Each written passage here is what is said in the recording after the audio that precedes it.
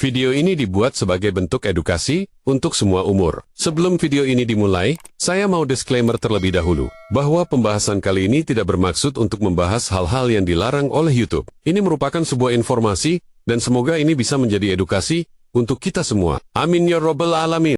Apakah benar ada Ahlul Sunnah wal Jamaah di Iran? Apakah benar di Iran itu ada masjid Sunni?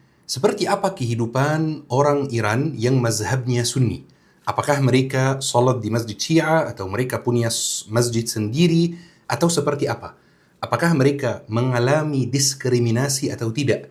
Apakah ada masjid Sunni di ibu kota Tehran? Kalau ada orang Sunni di sana, apakah mereka Iran asli atau pendatang? Insyaallah teman-teman, kita hari ini akan membahas sebuah topik yang jarang sekali dibahas karena memang informasinya tidak banyak tersedia di internet. Tapi supaya bisa kita membahas topik ini teman-teman, kita harus bertanya satu pertanyaan dulu. Bagaimana Islam masuk Iran? Banyak yang mengira bahwa ketika Islam masuk Iran itu sudah langsung Syiah. Tetapi itu sebenarnya kurang tepat teman-teman. Awalnya Iran itu full 100% Ahlul Sunnah wal Jamaah. Syiahnya sangat sedikit. Di tahun ke-7 Hijrah teman-teman, Rasulullah SAW kirim surat kepada Kisrah, pemimpin Faris, mengajak dia masuk Islam. Kemudian Kisrah mesobek surat Rasulullah SAW, maka Rasulullah berdoa, Mazzaqallahu alaihi mulkah. Semoga Allah menghancurkan kekuasaannya dan kerajaannya. Dan benar teman-teman, ini yang terjadi. Doa Rasulullah SAW dikabulkan oleh Allah dan kerajaan dan kekuasaan Kisrah di Persia itu dihancurkan. Keadaan dan kondisi Persia teman-teman memang mulai melemah dari akhir zaman Rasulullah SAW, apalagi setelah ada beberapa suku Yaman campur Persia yang masuk Islam dan mendukung dan membantu Rasulullah SAW. Sampai zaman Abu Bakar As-Siddiq, Islam mulai masuk Persia secara pelan-pelan, pastinya dengan mazhab Ahlul Sunnah wal Jamaah. Walaupun di zaman Sayyidina Abu Bakar As-Siddiq dan Sayyidina Umar bin Khattab, Islam sudah masuk Persia, tapi orang Persia sendiri tidak banyak yang masuk Islam teman-teman. Mereka cuma menyambut Islam dengan baik karena mereka capek dengan kerajaan dan kezaliman Kisrah yang sebelumnya. Dan alhamdulillah para pemimpin muslim waktu itu di sana berperilaku adil terhadap warga Iran sehingga lama-lama teman-teman orang Iran mulai suka dengan Islam. Dan di abad ketiga dari Hijrah, orang Iran banyak yang mulai masuk Islam. Atau bisa dikatakan teman-teman, jumlah orang muslim dari pribumi asli Iran itu mulai signifikan sekali, tetapi masih ada juga yang majusi dan lain-lain. Sekarang kita sudah tahu teman-teman, bagaimana Islam masuk Iran. Sekarang pertanyaannya, bagaimana Iran itu berubah dari Ahlul Sunnah wal Jamaah, ajaran dan mazhab dan jalan sahabat Rasulullah SAW dan Ahlul Bait juga berubah ke Syiah. Dan ini teman-teman perlu kita pahami secara detail karena ini sebuah lembar dalam sejarah yang jarang dibahas dan jarang dibuka. Di tahun 906 Hijriyah teman-teman, ada sebuah gerakan, sebuah pasukan yang dipimpin oleh satu orang namanya Ismail As-Safawi. Dan nama ini kita perlu hafal dengan baik. Dia itu seorang pemimpin dari Persia yang awalnya pemimpin Sunni, mazhabnya Ahlul Sunnah wal Jamaah. Tetapi dari kecil di istananya, dia mulai sangat dekat dengan Syiah. Dan khususnya Syiah ke-12 yang mengajarkan dia agama pas dia masih kecil. Di dalam istananya itu adalah orang Syiah, walaupun dia mazhabnya Ahlul Sunnah wal Jamaah. Maka lama-lama teman-teman, dia mulai terpengaruh dengan ajaran Syiah dan dia merubah mazhabnya, bahkan dia diangkat menjadi ulama Syiah. Teman-teman, kalau mau memahami ilmu agama, memahami Al-Quran, kuncinya adalah belajar bahasa Arab. InsyaAllah di Syabab Belajar Academy tersedia kelas bahasa Arab untuk pemula, untuk orang yang tidak tahu apa-apa tentang bahasa Arab. Ada kelas malam buat yang bekerja, ada kelas subuh sebelum berangkat kerja. Bismillah, daftarkan diri sekarang. Tapi teman-teman, Ismail As-Safawi itu dinilai oleh hampir mayoritas ahli sejarah sebagai orang gila yang haus darah. Karena apa yang dia lakukan di dalam Iran, di dalam Persia, itu sangat parah teman-teman. Dan itu teman-teman sudah diakui oleh ahli sejarah yang Sunni, yang Ahlu Sunnah wal Jamaah, maupun ahli sejarah yang Syiah, maupun yang dari luar Islam sama sekali, yang ahli sejarah dari Barat misalnya. Dia teman-teman menguasai semua area di Iran yang mazhabnya Ahlul Sunnah wal Jamaah. Dia masuk area-area tersebut dan memaksakan mazhab Syiah. Dia menjadikan Syiah adalah mazhab resmi negara secara paksa teman-teman. Bahkan dia masuk dengan dua tujuan utama.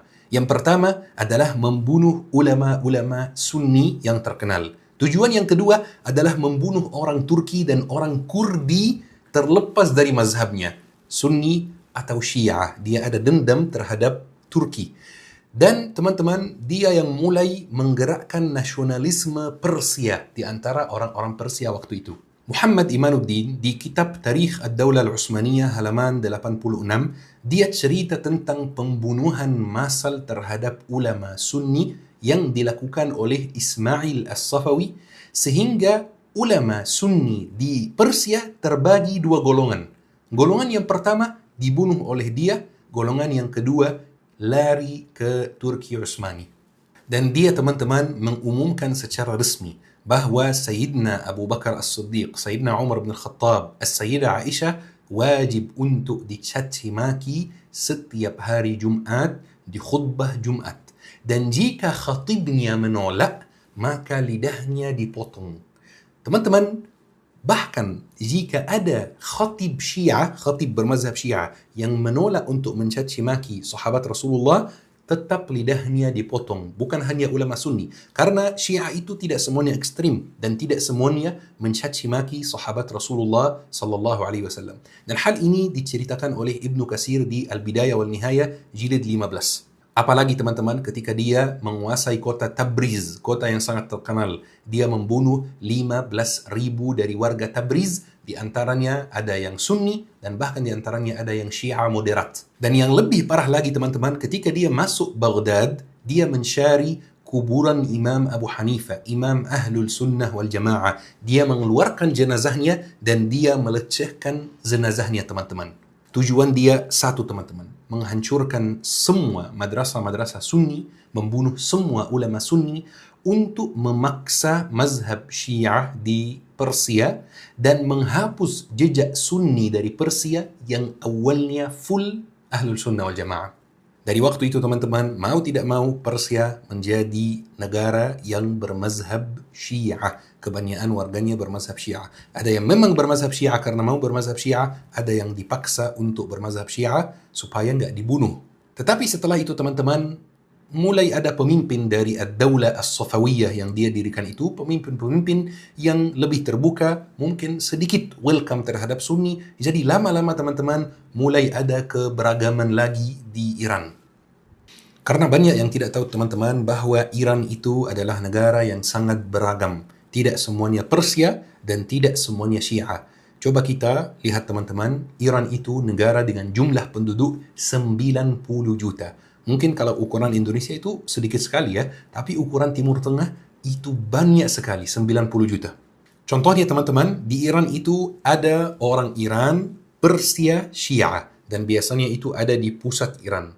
Ada orang Iran yang Persia Sunni. Jadi rasnya Persia tapi dia Sunni dan biasanya mereka itu berada di perbatasan Afghanistan. Dan ada orang Turki Azar, bahasanya mirip dengan bahasa Turki. Dan ada juga yang Kurdi dan ada juga yang Lur, mereka tinggal di dekat Irak. Ada juga Belushi, ada juga Arab Ahwaz. Arab Ahwaz itu tinggalnya dekat negara Arab, mereka Arab, rasnya Arab tetapi mereka Syiah. Ada juga Arab Sahil. Arab Sahil itu Arab Iran tapi Sunni. Ada Turkmen teman-teman, ada juga Qawalish, ada George dekat Georgia dan lain-lain. Ada juga Armenia, Armin, tetapi itu jumlahnya sedikit. Ada juga teman-teman sekitar 20 bahasa di Iran. Mungkin itu ukuran Indonesia sangat sedikit, tapi ukuran Timur Tengah itu sangat banyak dan sangat beragam. Misalnya Mesir itu cuma ada 3 bahasa saja. Jadi kalau ada negara yang punya 20 bahasa di Timur Tengah, itu sudah sangat banyak. Sekarang teman-teman kita menjawab pertanyaannya. Bagaimana dengan kehidupan orang Sunni di Iran? Sunni di Iran teman-teman itu jumlahnya tidak sedikit sama sekali. Walaupun tidak ada informasi resmi dari pemerintah, tetapi Ana mendapatkan beberapa info dari jurnalis Iran yang mazhabnya Sunni. Dia mengatakan bahwa jumlah Sunni di Iran itu 25 sampai 30% dari jumlah penduduk Iran, teman-teman. Jadi tidak sedikit sama sekali. Tapi tempatnya di peta Iran itu berbeda-beda. Ada Persia Sunni, ada Arab Sunni, ada Sunni Belush, ada Sunni Kurdi. Sunni Kurdi misalnya itu, teman-teman, itu sudah 10 juta sendiri. Dan yang lebih menarik, teman-teman, gerakan Ahlul Sunnah wal Jamaah di Iran itu mulai besar dan mulai aktif, teman-teman. Tercatat bahwa ada ribuan warga Iran yang merubah mazhabnya setiap tahun dari Syiah menjadi Sunnah. Tetapi bukan di Tehran, bukan di ibu kota. Biasanya di perbatasan, khususnya di area Arab Ahwaz. Tapi kondisi warga Sunni di Iran, teman-teman, tidak selalu baik. Mereka kadang-kadang mengalami kesulitan. Kita bahas kondisinya dari dua sudut pandang ya. Dari sudut pandang pemerintah Iran, perilaku pemerintah Iran terhadap warganya yang Sunni. Dari sudut pandang warga Iran yang Syiah, perilaku warga Iran yang Syiah terhadap warga Iran yang Sunni. Yang pertama, teman-teman, yaitu perilaku pemerintah Iran terhadap warganya yang Sunni. Itu mulai dari tahun 1981. Maksud Ana mulai masalahnya ya. Ketika Khomeini datang, Khomeini itu sebenarnya tidak didukung oleh Syiah saja. Banyak sekali warga Iran dari berbagai macam kelompok yang mendukung Khomeini waktu itu untuk menjatuhkan rezim Syah yang zalim. Didukung oleh Sunni waktu itu, didukung oleh liberal waktu itu, didukung oleh sekuler waktu itu. Tetapi ketika Khomeini datang, dia menyingkirkan semua orang yang membantunya dan dia membuat revolusi itu atas nama Syiah. Walaupun nama revolusinya nggak ada Syiahnya, tetapi dia menjadikan mazhab resmi negara adalah mazhab Syiah. Dan itu tidak sesuai kesepakatan yang Khomeini sendiri lakukan dengan warganya pas dia masih di luar Iran. Dari waktu itu, teman-teman, ada sebuah aturan yang tidak tertulis bahwa semua pejabat negara yang penting, semua gubernur, semua menteri, semua duta besar itu harus Syiah. Sunni ataupun yang lain tidak boleh dapat jabatan penting. Mungkin akhir-akhir ini, teman-teman, kondisinya mulai berubah sedikit ya. Mulai ada duta besar yang Sunni, mulai ada beberapa menteri yang Sunni, mulai ada beberapa gubernur yang Sunni, mulai ada beberapa kepala dinas yang Sunni, tetapi selalu juga kementerian yang tidak begitu berpengaruh, tidak begitu penting. Dinas yang tidak begitu berpengaruh. Jadi tetap jabatan-jabatan yang biasa saja. Jabatan yang penting dalam negara itu wajib Syiah. Warga Sunni di sana, di sekolah umum, di sekolah negeri, ya, itu wajib belajar agama menurut mazhab Syiah. Walaupun mereka Sunni. Tapi untuk lebih jujur, orang Sunni di sekolah negeri di Iran tetap dikasih kurikulum tambahan. Buku yang sangat kecil, buku yang sangat tipis ini ada tulisannya khusus masyarakat yang bermazhab Sunni. Tapi kurikulum yang mazhabnya Syiah tetap wajib dipelajari oleh warga yang bermazhab Sunni. Pertanyaannya sekarang, teman-teman, apakah orang Sunni di sana bisa membangun masjid khusus Ahlul Sunnah wal Jamaah atau tidak? Mereka bisa mengadakan kajian khusus Ahlul Sunnah wal Jamaah atau tidak? Jawabannya, teman-teman, di Iran ada lebih dari 10.000 masjid Sunni. Anda tahu mungkin informasi ini akan mengejutkan teman-teman. Di Iran 10.000 masjid Sunni. Tetapi masalahnya di mana, teman-teman? Masalahnya masjid-masjid tersebut hanya ada dalam area-area yang mayoritas Sunni. Sementara area-area yang mayoritas Syiah, walaupun tetap ada minoritas Sunni di area-area tersebut tidak diperbolehkan untuk bangun masjid khusus Ahlul Sunnah wal Jamaah. Mereka di sana bebas mengadakan kajian kalau memang ada masjid Sunni ya. Kalau ada masjid Sunni diperbolehkan untuk mengadakan kajian Sunni, tetapi pasti kajiannya dipenuhi oleh intel rezim Iran dan tetap ada beberapa larangan. Misalnya Ustaz A tidak boleh diundang, ulama B tidak boleh diundang gitu. Jadi teman-teman, di area yang Sunninya banyak diperbolehkan untuk bangun masjid Sunni. Tetapi di area yang Syiahnya banyak tidak diperbolehkan untuk bangun masjid Sunni. Tapi di waktu yang sama ada hal aneh yang terjadi. Kadang-kadang ada beberapa area yang full Sunni di Iran. Misalnya satu kabupaten yang full Sunni. yakni 90% itu Sunni. Syiah di sana sedikit sekali. Tetapi pemerintah tetap membangun masjid Syiah di sana atau tetap membangun Husainiyah Syiah di sana. Husainiyah itu ibarat musallah gitu. Tetap bangun di sana walaupun tidak dipakai masyarakat, tetapi bagi pemerintah setiap kota, setiap kabupaten walaupun nggak ada Syiahnya tetap harus ada masjid Syiah. Jadi masjid Syiah itu jadi simbol buat pemerintah. Kemudian teman-teman, dari sudut pandang yang kedua, yaitu perilaku warga Iran yang Syiah terhadap warga Iran yang Sunni, jujur teman-teman, supaya kita adil, warga Iran secara umum itu warga yang sangat ramah dan sangat welcome. Jadi warga Sunni di sana tidak mengalami diskriminasi. Yang benci Sunni pasti ada, yang benci Ahlul Sunnah wal Jamaah itu pasti ada. Tetapi itu tidak banyak di Iran. Kebanyakan masyarakat Iran itu, orang awam yang di jalan itu, kebanyakan itu welcome. Bukan hanya terhadap Sunni, welcome terhadap siapapun. Jadi secara umum, orang Iran yang Syiah itu berhubungan baik dengan tetangganya orang Iran yang Sunni. Berhubungan baik dengan kerja, dalam urusan bisnis, bahkan dalam urusan salat juga. Jika ada orang Sunni yang mau salat di masjid Syiah, dengan tata cara salat Sunni, tidak dimarahi, tidak diusir, tidak dilihat, welcome saja, tidak ada masalah. Karena jujur teman-teman, sebagian dari warga Iran juga itu tidak agamis teman-teman. Kita bayangkan negara Iran itu negara Syiah, berarti semuanya itu agamis sekali, semuanya itu benar-benar menganut mazhab Syiah gitu dan strik sekali. Enggak, banyak warga Iran itu yang tidak agamis, yang lebih ke sekuler. Makanya kita hampir setiap 2 tahun atau 3 tahun kita mendengar kabar tentang demo yang dilakukan oleh warga Iran karena mereka tidak ingin dipaksa pakai jilbab. Karena di Iran itu wajib pakai jilbab kalau di luar rumah. Maka ada demo, mereka tidak ingin dipaksa untuk pakai jilbab.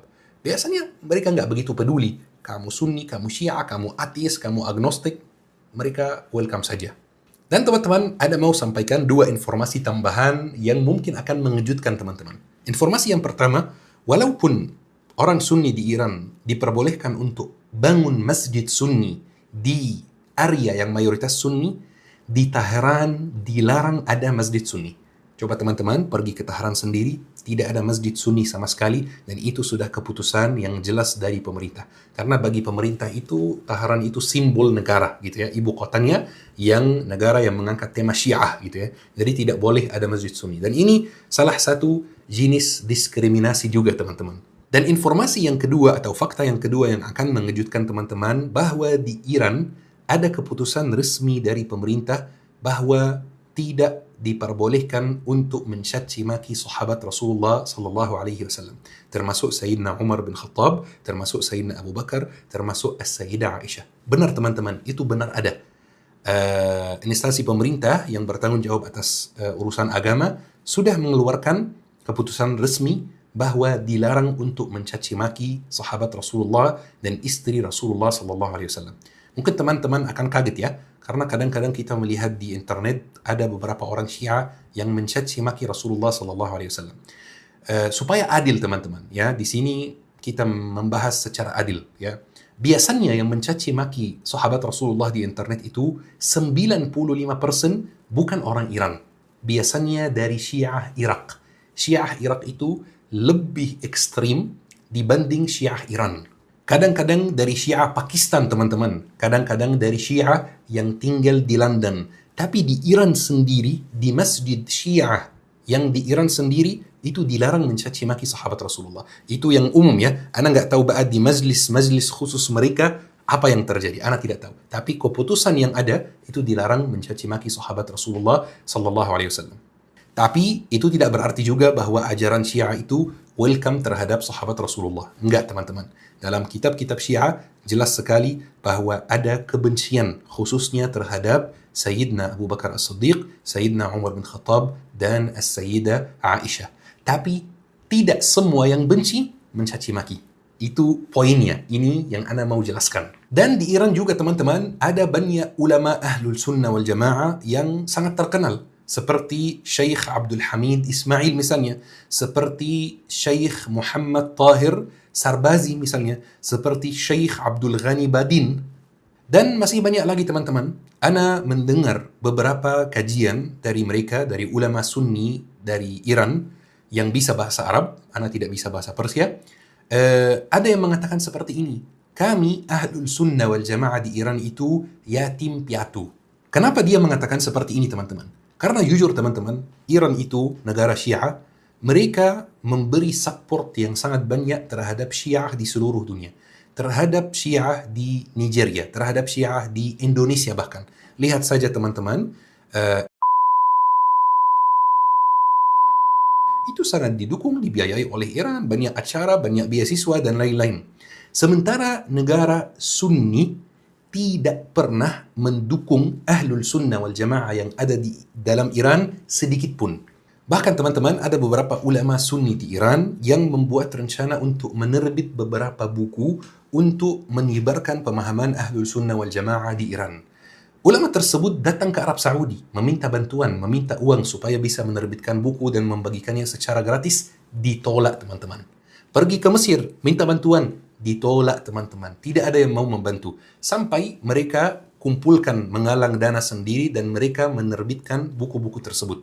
Dan buku-buku tersebut mulai tersebar antara masyarakat Iran dan diterima baik oleh masyarakat Iran, maka dilarang oleh pemerintah Iran buku-buku tersebut. Setelah proses negosiasi, pemerintah Iran memperbolehkan ulama Sunni menerbitkan buku tersebut dengan satu catatan, yaitu di dalam sampul bukunya harus ada tulisan yang sangat besar, khas bi ahli sunnah, buku khusus Ahlul Sunnah wal Jamaah, supaya kalau dibaca atau dilihat oleh orang awam di Iran yang bermazhab Syiah, dia langsung meninggalkan bukunya. Makanya beliau mengatakan, kami yatim, kami tidak didukung, kami tidak dibantu, padahal kami berjuang di sini.